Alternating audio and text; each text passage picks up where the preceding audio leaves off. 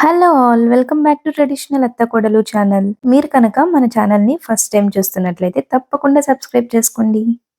And ఈ రోజుటి మన స్పెషల్ రెసిపీ వచ్చేసి ములక్కాడ మటన్ కర్రీ. ఇప్పుడు కర్రీని ఎలా ప్రిపేర్ చేయాలో చూద్దాం. నేను ఇక్కడ హాఫ్ కేజీ మటన్ని తీసుకున్నానండి. ఫస్ట్ మటన్ని నీట్గా క్లీన్ చేసుకొని వాటర్ అంతా కూడా డ్రైన్ చేసేసి పక్కన పెట్టుకోవాలి. ఇప్పుడు ఈ కర్రీకి కావాల్సిన మసాలాని ప్రిపేర్ చేసుకుందాం. ఒక కడాయిలో 4-5 లవంగాలు, 2 ఇంచుల దాల్చిన చెక్క, 1 స్పూన్ ధనియాలు, 1 స్పూన్ గసగసాలు వేసుకొని వీటిని దోరగా ఫ్రై చేసుకోవాలి. ఇవి లైట్గా ఫ్రై అయిన తర్వాత 1 స్పూన్ జీలకర్ర కూడా వేసుకొని స్టవ్ ఆఫ్ చేసుకొని ఒక చిన్న మిక్సీ జార్లోకి తీసుకొని ఇవన్నీ కూడా చల్లారిన తర్వాత ఫైన్గా పౌడర్ చేసుకొని పెట్టుకోవాలి. ఇప్పుడు ఒక కడాయిలో 2 టేబుల్ స్పూన్స్ ఆయిల్ వేసుకొని చిన్నగా చాప్ చేసి పెట్టుకున్న 2 మీడియం సైజ్ ఆనియన్స్ని వేసుకొని ఫ్రై చేసుకోవాలి. ఇవి ట్రాన్స్పరెంట్గా వచ్చిన తర్వాత ఆనియన్స్ ఒక 5-6 మిర్చి కూడా వేసుకొని ఫ్రై చేసుకోవాలి. ఇప్పుడు కొంచెం కరివేపాకు, ఒక 5-6 రెబ్బలు పుదీనా కూడా వేసుకొని లైట్గా ఫ్రై చేసుకోవాలి. ఈ ఇంగ్రీడియంట్స్ అన్నీ కూడా మంచిగా సాఫ్ట్గా ఫ్రై అయిన తర్వాత ఒక 1.5 స్పూన్ అల్లం వెల్లుల్లి పేస్ట్ కూడా వేసుకొని అల్లం వెల్లుల్లి పేస్ట్ పచ్చివాసన పోయే వరకు మంచిగా ఫ్రై చేసి పెట్టుకోవాలి. ఇప్పుడు ఒక 1/2 స్పూన్ పసుపు కూడా వేసుకొని ఫ్రై చేసుకోవాలి.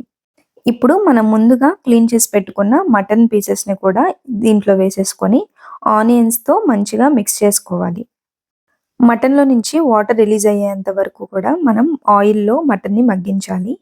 మటన్లో నుంచి వాటర్ రిలీజ్ అయిన తర్వాత మనం ముందుగా కట్ చేసి పెట్టుకున్న ఒక 1 మీడియం సైజ్ టొమాటోని కూడా మటన్లో వేసేసి టొమాటో సాఫ్ట్గా వచ్చేంత వరకు లిడ్ క్లోజ్ చేసేసి ఆయిల్లో మగ్గించాలి.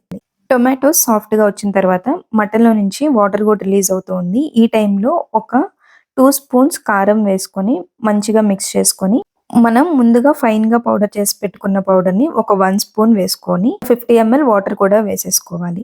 ఇప్పుడు లిడ్ క్లోజ్ చేసేసి 8-10 విజిల్స్ వచ్చిన తర్వాత స్టవ్ ఆఫ్ చేసేయాలి. కుక్కర్లో ఉన్న ప్రెషర్ అంతా కూడా పోయిన తర్వాత లిడ్ ఓపెన్ చేసి మన టేస్ట్కి సరిపడినంత సాల్ట్ కూడా వేసుకోవాలి.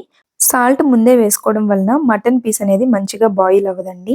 ఇక ఇప్పుడు ముందుగా కట్ చేసి పెట్టుకున్న ములక్కాడల్ని కూడా మటన్ పీసెస్లో వేసుకొని గ్రైండ్ చేసి పెట్టుకున్న రిమైనింగ్ పౌడర్ని కూడా వేసేసి కొంచెం కరివేపాకు వేసేసి అంతా కూడా బాగా మిక్స్ చేసుకోవాలి.